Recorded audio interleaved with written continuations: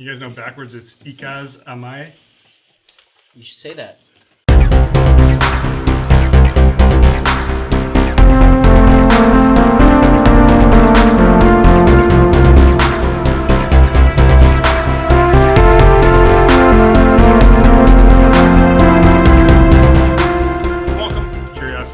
Public. I am Dutch. Jules here.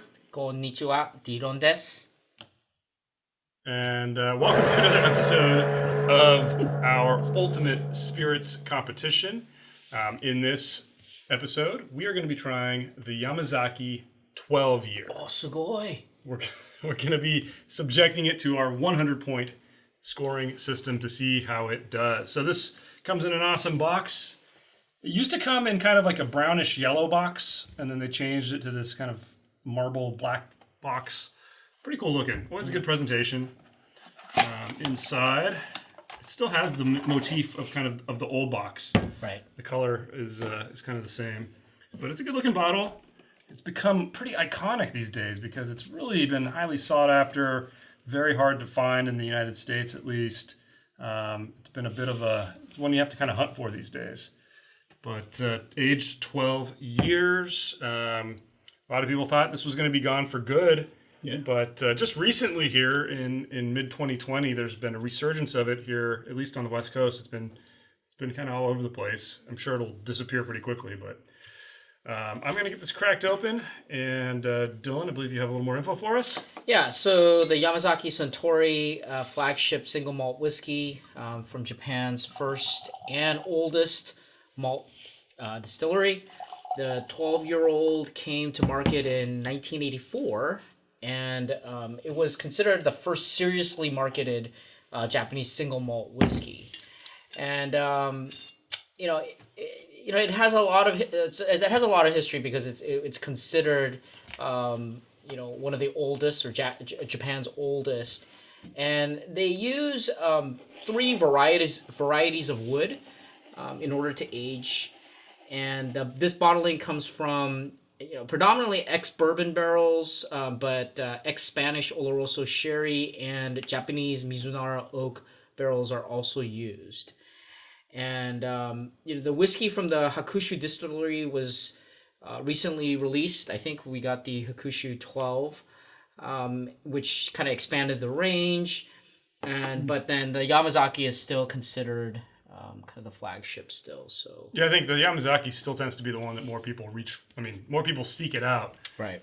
But hopefully we'll get to the Hakushu in the near future because it's another really interesting Japanese whiskey. But the other thing to point out real quick is that this is really Japanese whiskey. Like it really is whiskey that was distilled, aged, and bottled in Japan. There's not a lot of regulation on what can and can't be called Japanese whiskey, and there's a lot of these smaller upstart distilleries that will be based in Japan, but they're importing Canadian whiskey and Scotch whiskey and blending it and releasing it with the Japanese name, and people assume that's Japanese whiskey, and they might be able to call it that, but it's very different from what this is in its bones. So let's get tasting. Price point on this, by the way, $60. Not anymore. About 2 years ago, when I found a bottle at a warehouse store, it was $65. I bought three of them, but two of them for gifts, and the third for me. And I got home and I dropped one of them. I still gave the other two as gifts because I'm a nice person. But anyway, then it was like $65. These days, I found this bottle. I think it was like $120. Right. Which is pretty cheap these days. Most places will mark it up to like $200. Yeah, I just saw it at a large chain liquor store. $135. Yeah, that's kind of what you have to expect to pay for it these days. And you know what? It was there. I mean, it was just right there. And you bought it. I passed. Oh, wow. Because you already had one, though, at home. Yeah. See, I know that. I know if you didn't have one, you would have bought that. Also, we didn't mention the proof. This is 86 proof or 43% alcohol. And as we said, aged full 12 years. Recently I did the full tasting. What does that mean? You tasted a full glass the of Miyagi-kyo, the Yoichi, the Hibiki, the Hakushu. So you were mixing Nika and Suntory? I mean, I did a lot of Japanese whiskeys. Just to get a feel for Japanese whiskey in general. Mm-hmm. I think, we joke because Dutch always says they all taste the same. I never did. And, not say that. But I think there is said they all definitely a look the same. difference. Oh, I didn't say that either. right. You guys done? What's up? Mm-hmm. Jeez. You chug that. All right, we've had some time to taste and to smell and to savor and to score. And let's start our discussion off with the good. I can kick things off. Sure. I mean, there's a lot of good to talk about with the Yamazaki, I think. There's a lot of great flavors that come through. I think we should spend a quick second just talk about the flavors a little bit because they are interesting. Like you get, for me, like the best way I can describe it is like a smoky orange. It's really interesting. I really do enjoy the flavors, but for me, the standout category was really the finish. It was a delicate, long finish. You kind of start with that, like I said, that smoke and that fruit, and it's there, and it kind of just starts fading away, but just right at the right way, like it tapers down, and then you're just left with this warming.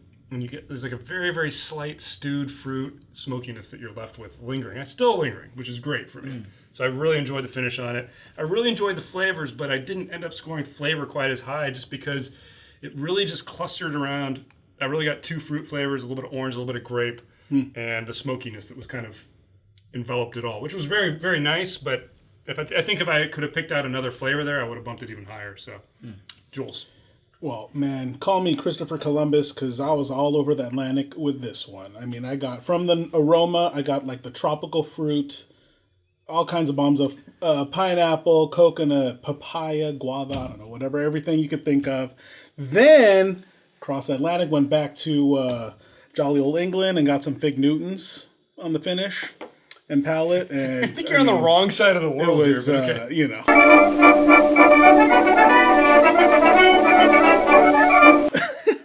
It was good, man. I mean, this thing was awesome. Yeah. This was Flavor Town, up and down. I mean, from the tropical stuff all the way down to like the jam, jelly, puff pastry. Oh, all kinds of good stuff.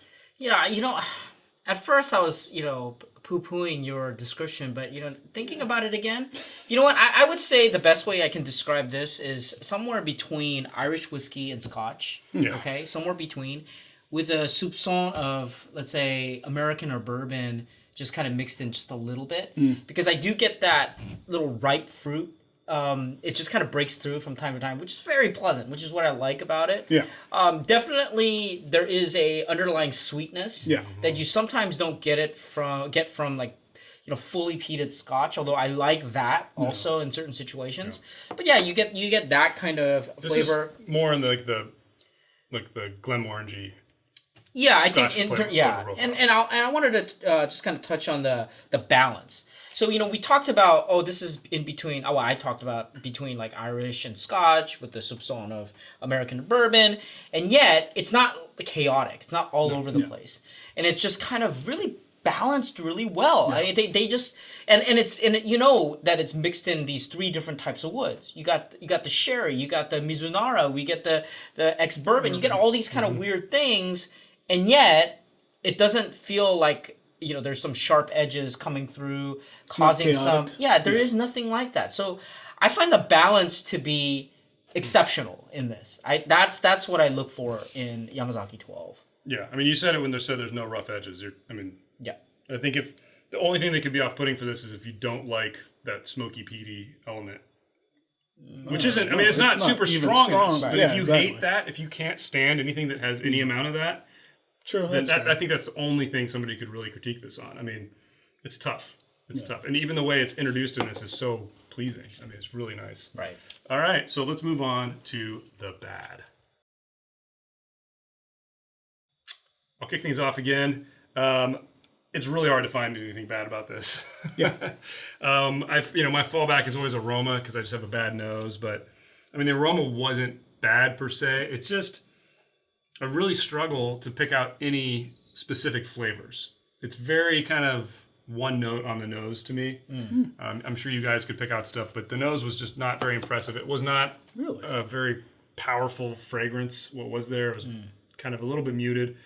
But other than that, I mean, I mentioned before that I had a little bit of trouble with the flavor category as well, just because I felt like it was very clustered around the fruits. And you described it. You described a lot of fruits where I only really could pick out 2.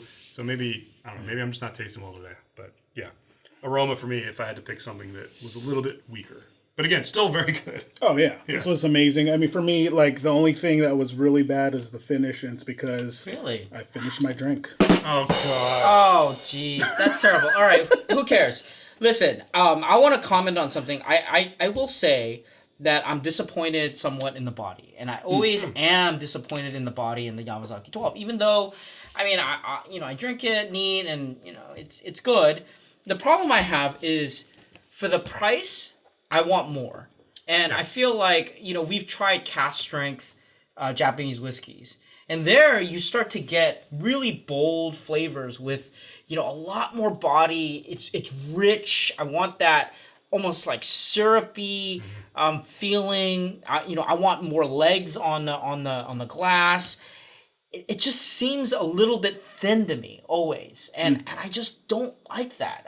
It's just the thing that kind of lingers. I like everything about it, and I'm like, man, if I put ice in here, this whole thing would be destroyed. Totally agree. And then that's why I feel like the body is just not as good as I would like it, essentially. What are you talking about? You don't put ice or water in it anyway, so it's not going to get destroyed. No, but I don't put ice and water in anything. This thing is kind of on the low scale in Except terms ice of water. No, it's just in a low, kind of lower on the totem pole in terms of, the kind of rich body I would expect for $135. I know what you're talking about. There is a thinness to it, but it's like It's not that it's enjoyable, weak. guys. It's just it's like it's nuanced and delicate. It's The thin. flavors. Yeah, it's thin. refined. That's another way of putting it. I mean, I don't.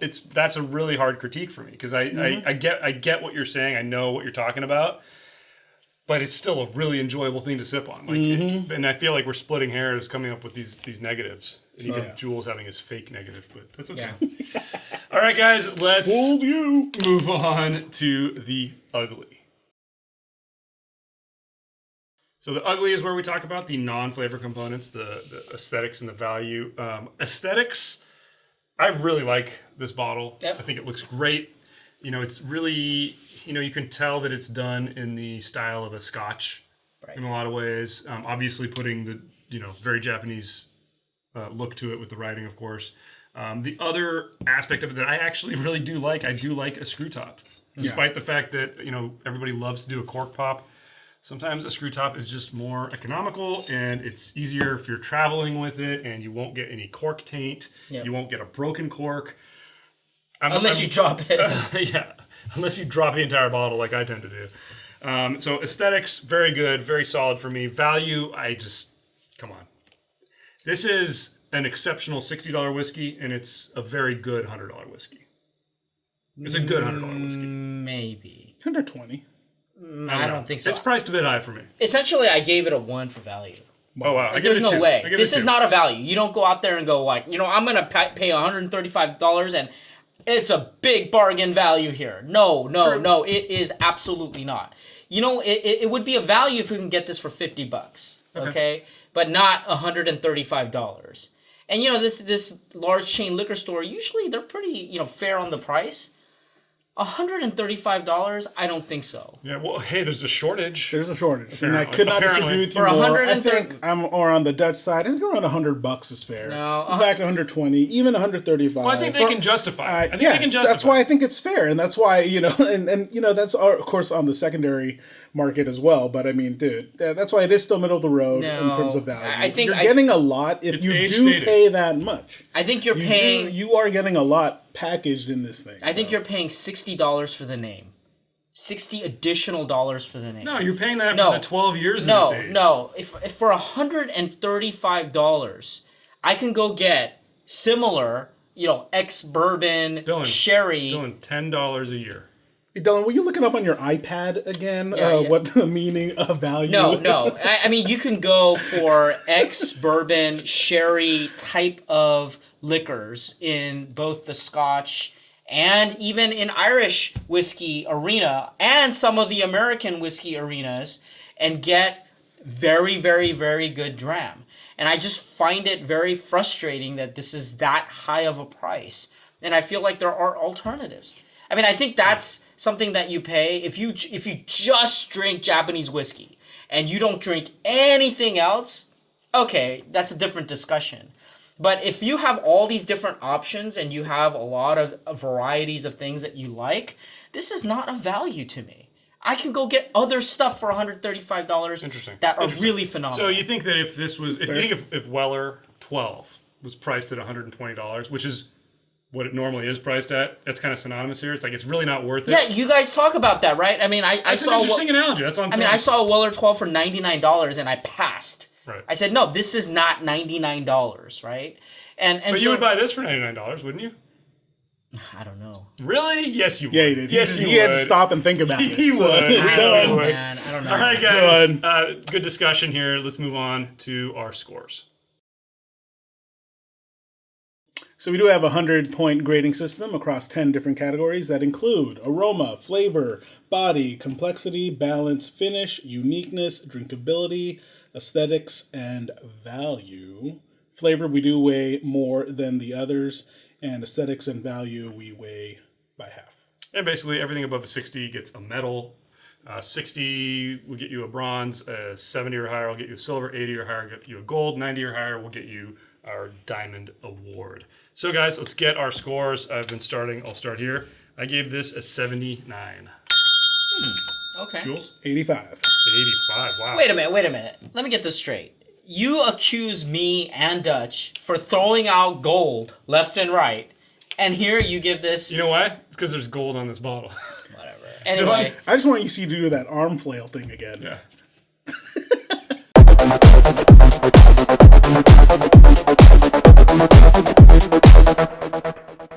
All right, my number, 76. A little harsh. Anyway, our official Curiosity Public Ultimate Spirits Competition score. Get it official up there. score. Get it up there. Get it up there. Yamazaki 12. Get it up there. By the hair of its Get teeth. it up there. By the hair of Jules' teeth, an 80. Yeah! There we go. All right. There all we right, go. all Come right. on, dude. Here's Jules. One of the You get a gold. after, always You get a done. gold. Here's another double gold. Oh, here's Dylan. Let me a diamond now. You get a diamond now. You get a diamond. Wow. You gotta bleep that. I don't know what just happened. I think we've had too much Yamazaki, but Jules, why don't you take us out? Tell us what you guys think in the comments below. Smash that thumbs up if you like this episode. Subscribe for more videos from us. And as always, stay curious.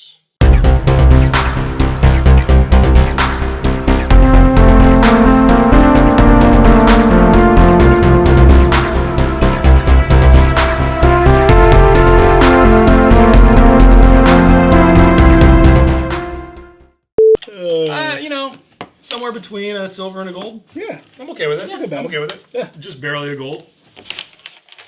Isn't that like being barely pregnant? Barely pregnant. All right, what's next? The air.